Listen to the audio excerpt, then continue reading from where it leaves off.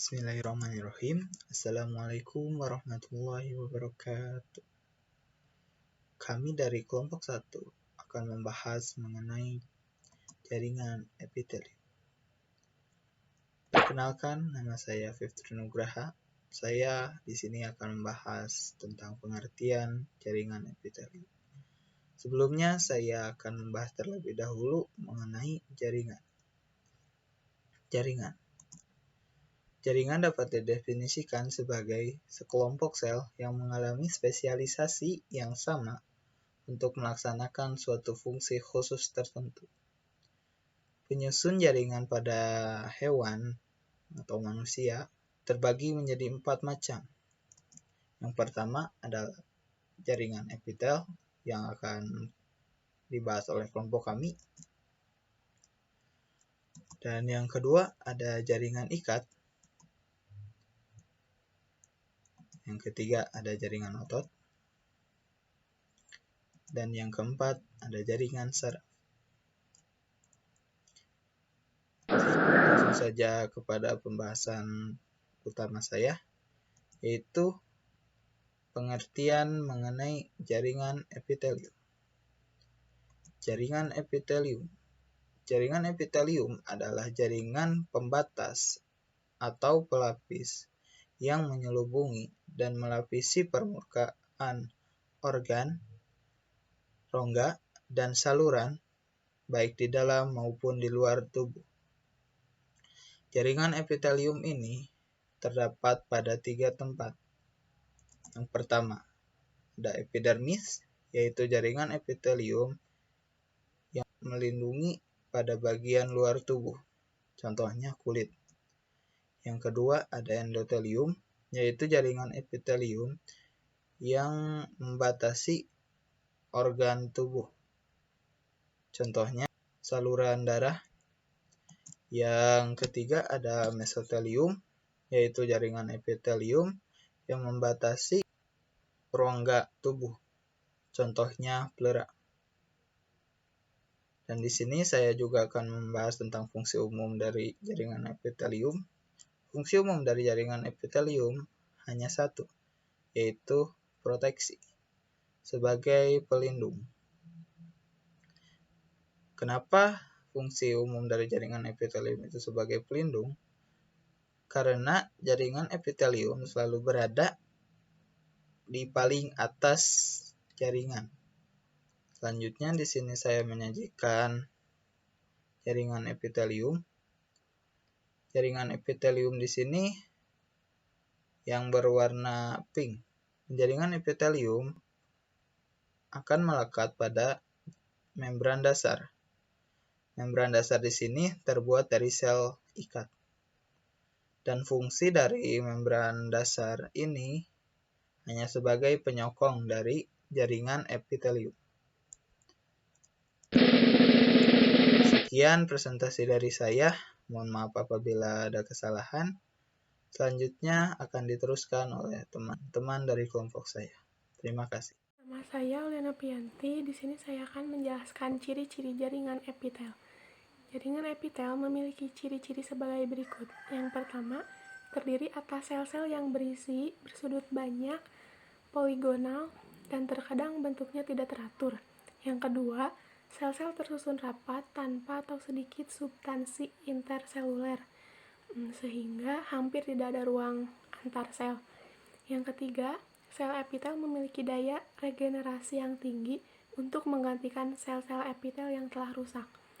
Yang keempat, beberapa jenis jaringan epitel memiliki tonjolan yang disebut mikropili. Yang kelima, tidak mengandung pembuluh darah dan pembuluh limpa, sehingga nutrisi diperoleh secara difusi dari cairan jaringan ikat di bawahnya. Yang keenam, mengandung ujung saraf. Dan yang terakhir, jaringan epitelium memiliki kemampuan regenerasi cukup tinggi. Saya Dwi Lestari dari kelas 11 MIPA 6. Saya dari kelompok 1. Di sini saya akan menjelaskan mengenai klasifikasi epitelium. Jadi klasifikasi epitelium itu dibagi menjadi 2. Ada yang berdasarkan bentuknya dan ada yang berdasarkan jumlah lapisannya. Berdasarkan bentuknya, sel epitelium dibedakan lagi menjadi 3. Yang pertama itu ada bentuk sel berbentuk pipih dengan bentuk nukleus atau inti selnya itu berbentuk cakram. Yang kedua, ada bentuk selnya itu berbentuk kubus dengan bentuk nukleus atau inti selnya itu berbentuk bulat. Kemudian yang ketiga, ada bentuk selnya itu berbentuk batang dengan bentuk nukleusnya itu berbentuk oval. Jadi bentuk selnya itu memanjang seperti batang.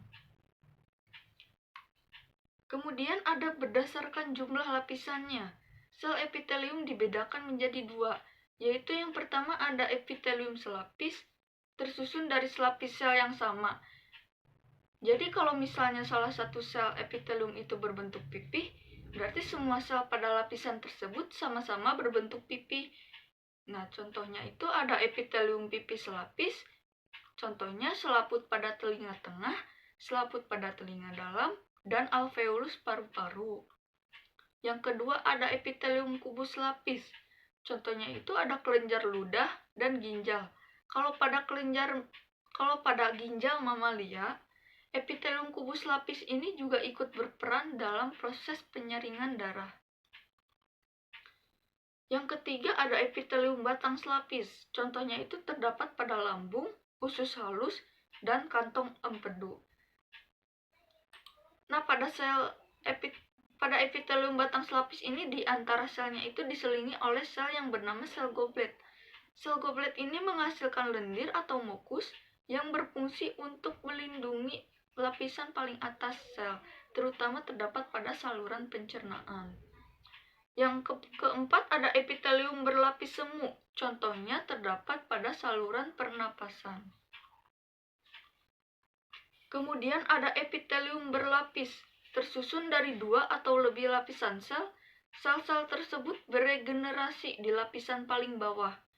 Fungsi sel ini sebagai pelindung. Jadi beregenerasi itu, sel paling bawah ini membelah menjadi banyak. Kemudian sel-selnya itu naik, guna menggantikan sel pada lapisan atas yang sudah tua ataupun rusak.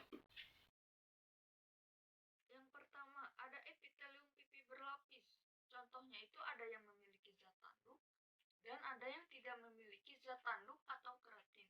Jadi kalau misalnya memiliki zat tanduk, si lapisan paling atas sel ini akan berubah menjadi kering dan kedap air. Contohnya itu ada kulit. Dan yang kedua ini tidak memiliki zat tanduk, berarti sebaliknya lapisan paling atas sel ini itu akan menjadi basah ataupun kedap. Ya, menjadi basah.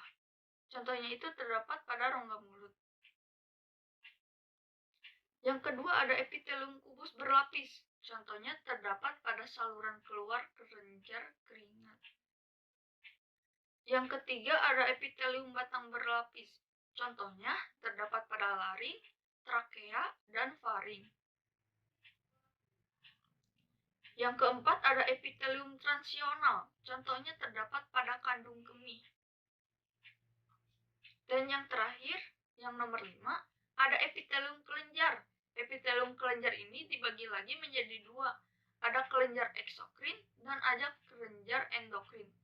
Jadi kalau kelenjar eksokrin, saluran keluarnya itu langsung menuju ke permukaan tubuh atau di luar tubuh kita. Contohnya itu ada kelenjar keringat.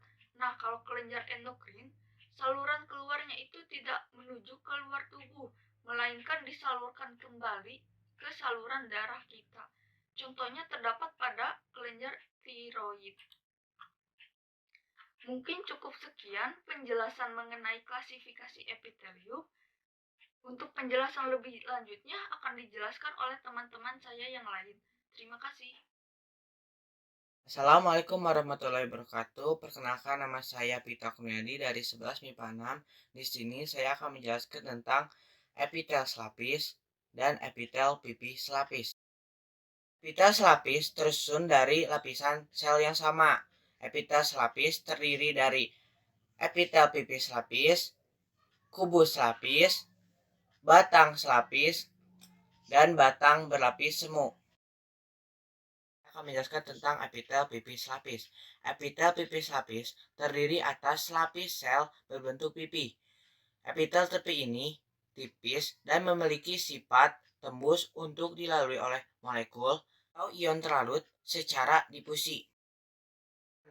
Adalah dalam proses difusi O2 maupun CO2 serta filtrasi darah pada pembentukan urin. Epitel tipe ini terdapat pada dinding kapiler tempat terjadinya proses pertukaran nutrien pada zat sisa antara darah dan jaringan tubuh. Epitel tipe ini juga terdapat pada alveolus tempat terjadinya pertukaran gas. Pipis lapis ada juga yang bersifat licin, contohnya endotelium yang licin untuk mengurangi gesekan pada organ sirkulasi.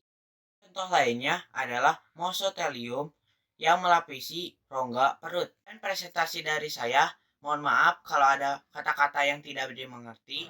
Perkenalkan, nama saya Helen Putri Hermayadi, saya dari kelas 11 MIPA 6. Di sini saya akan menjelaskan tentang epitelium kubus lapis. Epitelium kubus lapis ini yaitu terdiri atas lapisan sel yang berbentuk kubus. Dan epitelium kubus lapis ini terdapat pada saluran kelenjar ludah, kelenjar keringat, dan kelenjar pada ginjal. Dan epitelium kubus lapis ini berfungsi untuk sekresi atau mengeluarkan zat dan melakukan proses penyerapan atau absorpsi. Berikut ini adalah salah satu contohnya.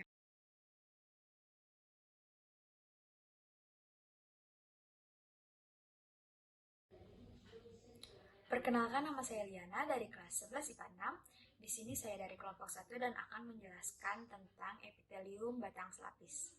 Epitelium batang selapis terdiri atas lapis sel dengan bentuk memanjang seperti batang atau silinder. Epitelium batang selapis memiliki ciri-ciri, diantaranya selain bentuknya yang memanjang seperti batang, ia juga memiliki sitoplasma yang jernih dan juga memiliki inti sel dengan bentuk bulat di dekat dasarnya. Epitelium batang selapis memiliki fungsi dalam gerakan aktif molekul seperti absorpsi atau penyerapan, sekresi, transfer ion, penghasil mukus atau lendir, dan juga sebagai pelumas atau pelicin permukaan saluran. Epitelium batang selapis dapat kita jumpai misalnya pada usus, pada saluran rahim, pada saluran pencernaan, pada saluran pernapasan bagian atas, dan juga pada dinding lambung. Epitelium batang selapis melapisi saluran pencernaan mulai dari lambung hingga anus dan pada kelenjar yang diselingi oleh sel goblet. Sel goblet sendiri merupakan sel yang menghasilkan mukus atau lendir. Kita dapat menjumpai sel goblet misalnya pada usus halus. Oh ya, epitelium batang selapis juga ada yang mempunyai silia, misalnya yang terdapat pada bagian sebelah dalam saluran ovidum. Nah, silia ini membantu ovum menuju rahim. Mungkin sekian yang dapat saya presentasikan tentang epitelium batang selapis. Maaf jika ada kesalahan kata. Terima kasih. Assalamualaikum warahmatullahi wabarakatuh. Perkenalkan, nama saya Muhammad Rizky Dimayansyah dari kelas 11 IPA 6 dari kelompok 1. Saya akan melanjutkan materi sebelumnya. 4. Epitelium batang berlapis semu. Tinggi sel epitelium jenis ini bervariasi. Semua sel melekat pada membran dasar, tetapi hanya sel yang tinggi yang mencapai permukaan apikal epitelium. Nukleus sel terdapat pada ketinggian yang berbeda sehingga tampak seolah-olah epitelium tersebut berlapis. Sel ini terdapat misalnya pada bagian dalam saluran pernapasan dan berfungsi mengeluarkan debu yang terperangkap pada lendir dari paru-paru. Sekian materi yang bisa saya sampaikan. Terima kasih. Assalamualaikum warahmatullahi wabarakatuh. Perkenalkan, nama saya Reni Kartika Suwandi dari kelas 11 MIPA 6. Saya akan mempresentasikan materi tentang epitelium berlapis dan salah satu contohnya epitelium pipih berlapis. Epitelium berlapis adalah epitelium yang tersusun dari 2 atau lebih lapisan sel. Sel-sel tersebut beregenerasi di lapisan bawah. Artinya, sel bagian bawah akan membelah dan terdorong ke atas untuk menggantikan sel di bagian atasnya yang lebih tua. Umur epitelium berlapis lebih lama daripada epitelium selapis. Fungsi utama epitelium berlapis adalah sebagai pelindung. Ada berbagai jenis epitelium berlapis. Akan tetapi, saya akan menjelaskan salah satu contohnya saja, yaitu epitelium pipih berlapis. Epitelium pipih berlapis merupakan lapisan yang tebal.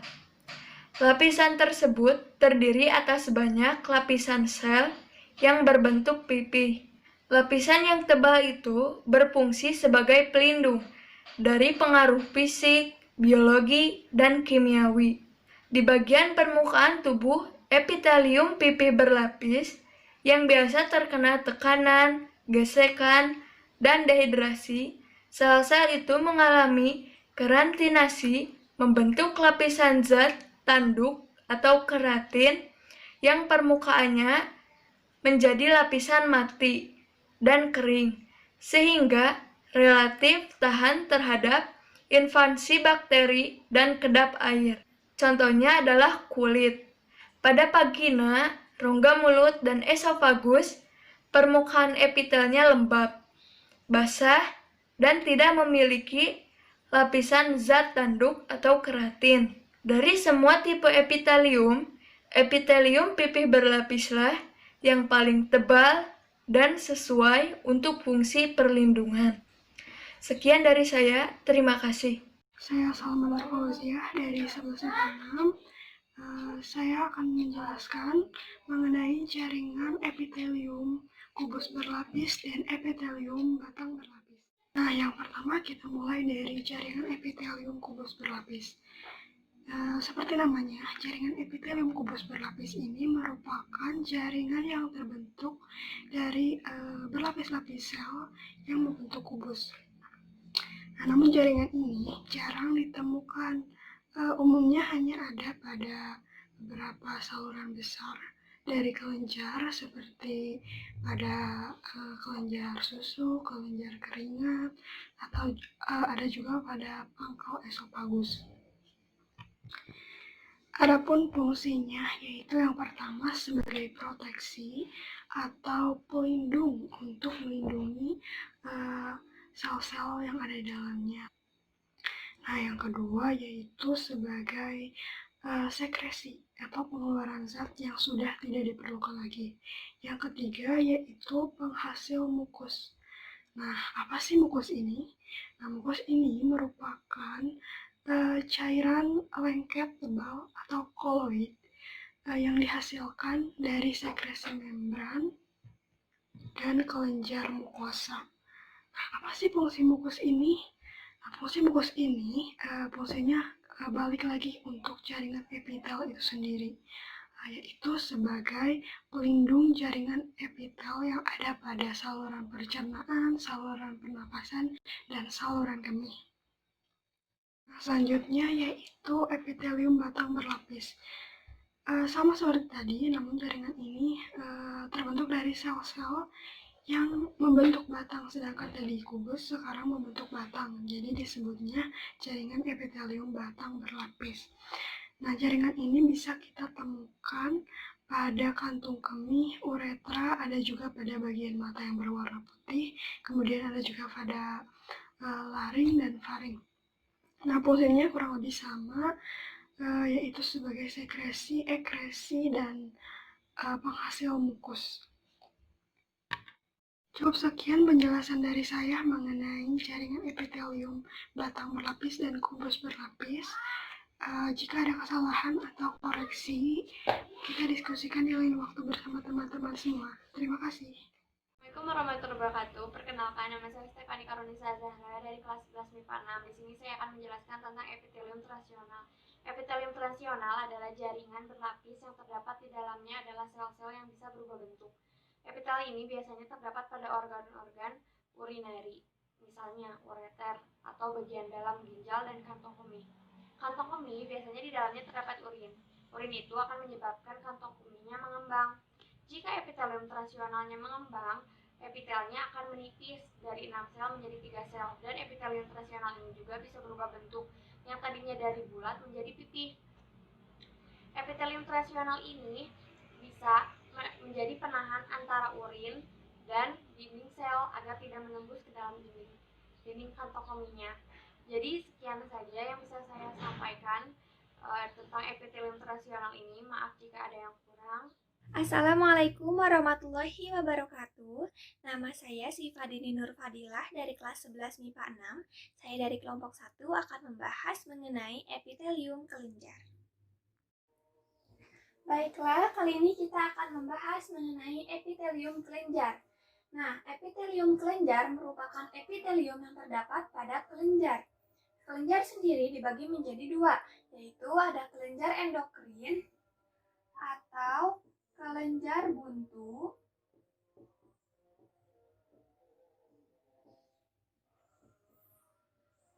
dan ada kelenjar eksokrin. Nah, kelenjar endokrin ini disebut kelenjar buntu karena kelenjar endokrin ini tidak memiliki saluran. Nah, sekarang yang pertama kita akan membahas mengenai kelenjar endokrin. Oke, selanjutnya kita akan membahas mengenai kelenjar endokrin. Nah, kelenjar endokrin ini mengeluarkan sekret langsung ke dalam vaskuler darah atau limfa. Nah, sekretnya ini berupa hormon. Contohnya yaitu pada kelenjar hipofisis, pada kelenjar tiroid yang menghasilkan hormon tiroksin, kemudian ada kelenjar timus dan kelenjar adrenal. Nah, pasti ada yang bertanya-tanya, sekret itu apa sih? Nah, sekret itu merupakan istilah yang digunakan dalam menunjuk senyawa dengan substansi tertentu yang dihasilkan oleh kelenjar. Nah, epitel kelenjar endokrin ini dibagi menjadi dua. Yang pertama yaitu ada deret kelompok.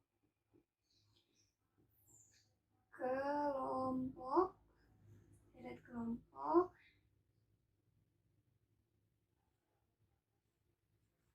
Dan yang kedua ada folikel.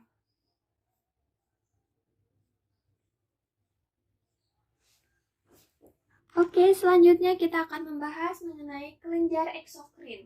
Nah, tadi kalau di kelenjar endokrin, dia mengeluarkan sekretnya langsung ke dalam vaskuler darah atau limfa. Nah, kalau di kelenjar eksokrin ini, dia mengeluarkan sekretnya langsung ke permukaan tubuh melalui saluran.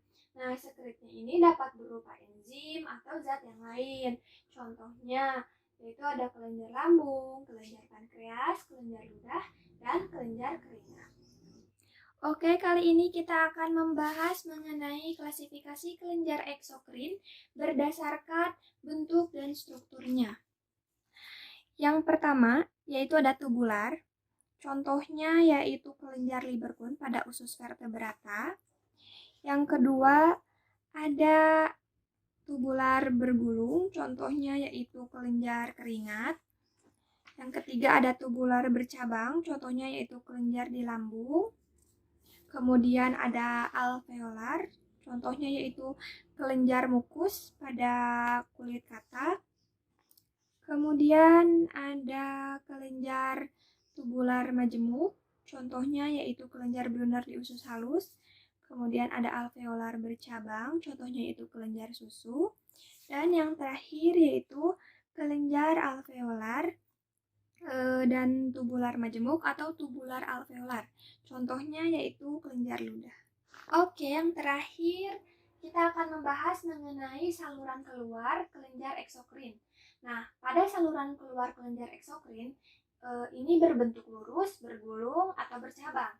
Bagian sekresi pada ujung saluran ada yang berbentuk tubular atau bulu berongga, alveolar, mirip labu siam, atau kombinasi tubulo-alveolar. Sekian presentasi dari saya. Terima kasih atas perhatiannya.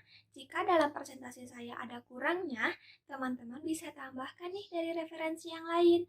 Tapi, jika teman-teman merasakan manfaat dan lebihnya, silakan share ke teman-teman kalian yang membutuhkan. Terima kasih. Assalamualaikum warahmatullahi wabarakatuh. Nama saya Wafa Anissa Majahidah dari kelas 11 MIPA 6. Di sini saya akan menjelaskan mengenai klasifikasi kelenjar eksokrin, yaitu kelenjar eksokrin adalah kelenjar yang mempunyai saluran khusus tidak melalui darah. Contohnya adalah kelenjar eksokrin pankreas. Dan kelenjar eksokrin juga dibagi menjadi 2 golongan, yaitu yang pertama bercabang atau tidaknya saluran kelenjar, yang kedua yaitu bentuk bagian sekresi. Dan bentuk bagian sekresi juga dibagi menjadi 2, yaitu ada kelenjar simpleks dan kelenjar kompleks.